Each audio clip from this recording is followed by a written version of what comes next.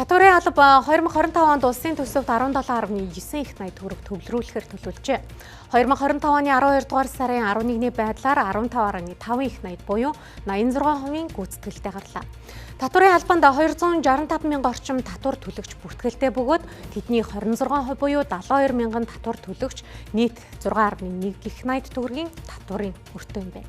За энэ үрийн 30 орчим хувь буюу 2.1 их найд нь уул уурхайн салбарын компаниудад ноогдож байгаа нь дэлхийн зах зээл дээрх ашигт малтамлын үнийн уналтын нөлөө болохыг татварын албанаас тайлбарлаж байна.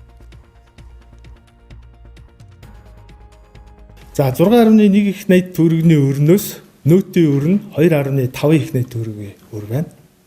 За аж ахуй нэгжийн орлогын албан татварын 1.2 их найд төгрөгийн өр байна. Ашигт малтмалын нөөц ашигласны төлбөрөөрөө бол нэг 920 орчим тэрбум төгрөгийн татварын өр байна. Төвлөн туслах ажиллагаагаа эхлээд явуулж байгаа. Тэгээд тухайн татвар төлөгч маань өөрөө тайлагнсан татварын тайлангаар үүссэн өрөө тодорхой хугацаанд хувааж төлөх хүсэлт гарвал тэр хүсэлтийг нь бид нэр хүлээж авч байгаа. За тэгээд бүр одоо юу гэж нэ өндөр өрийн дүн насжилттай. За мөн татварын албатайгаа хуваар тохироод хуваарийнхаа дагуу төлбөрөө төлөөгүй татвар төлөхөөс зайлсхийж байгаа татвар төлөгч нар дээрээ бол хуулийнхаа дагуу зайлшгүй арга хэмжээ авч байгаа. Засгийн газрын өчигдрийн хуралдааны дараа сангийн сайд татварын үр барагдуулах ажлыг эрчимжүүлнэ гэж мэдгдсэн. За 6.1 их найд төгрөгийн үрийн 30 гаруй хувь буюу 2 их найд төгрөг нь зөвхөн уул уурхайн салбарт үйл ажиллагаа явуулж байгаа 1000 орчим татвар төлөгчийн үрийн үлдэгдэл юм. Сүүлийн үед уул уурхайн салбарын үнийн уналттай холбоотойгоор татварын үр ийхүү хуримтлагдлаа. Харин төсвийн гүйцэтгэлтэй уялдуулан татварын орлого бүрдүүлэлтийг нэмэгдүүлэх зорилгоор сангийн сайд Жавхлан нийслэлийн татварын газар Сүхбаатар Чингэлээ дөрвийн татварын хэлтсэд ажиллалаа. 2025 он татварын албанд зөвлөн туслагч татварын алба уриатаагаар ажиллаж байгаагийн хувьд жижиг сегментийн татвар төлөгч нартай зөвлөх учирч болзошгүй эрсдлээс урьсан сэргийлэн ажиллах нь чухлыг тэрээр онцоллоо.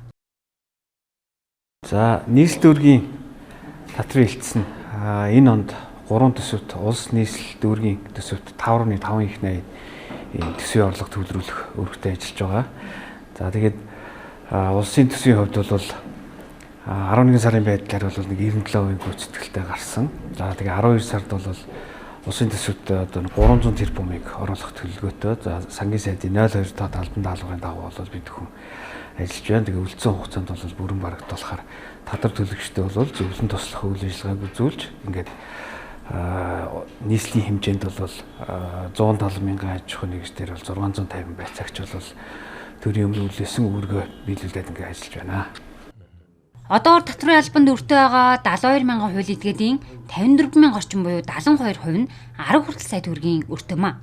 Татварын орлогын төлөвлөгөөг заасан хугацаанд бүрэн гүйцэтгэх, татвар төлөгчдөд зөвлөн туслах үйлчилгээг сайн өгч ажиллах үүргийг сангийн сайд нийслэл дүүргийн татварын газрын удирдлагуудад өглөө. За энийг маш сайн судлаад